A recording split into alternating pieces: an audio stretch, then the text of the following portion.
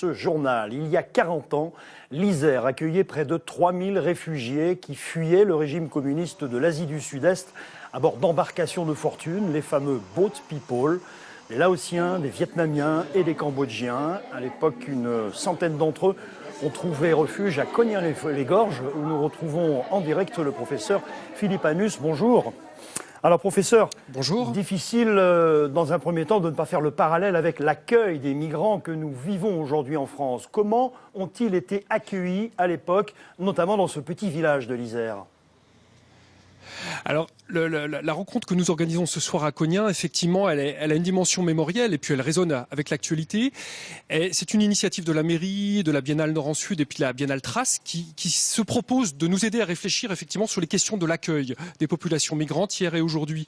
Alors, dans le contexte effectivement des années 70, de ces régimes communistes qui ont eu une tentation génocidaire au Laos, au Vietnam et au Cambodge, il y a eu un grand mouvement d'opinion internationale qui a fait qu'effectivement ces populations ont été relativement bien accueillies dans l'ensemble de l'Hexagone et particulièrement en Isère où différents organismes confessionnels, le Secours catholique, la CIMAD et des organisations laïques aussi, le comité d'aide aux réfugiés dauphinois ont fédéré leurs énergies pour effectivement accueillir ces populations dans des conditions décentes au pied du Vercors à Cognat-les-Gorges.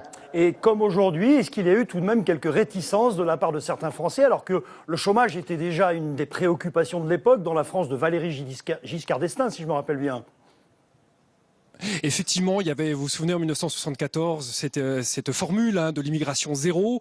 Et en l'occurrence, les réfugiés du Sud-Est asiatique perçus comme mis en scène comme des boat people avec force image doloriste a permis que leur exil soit plutôt bien perçu par la population.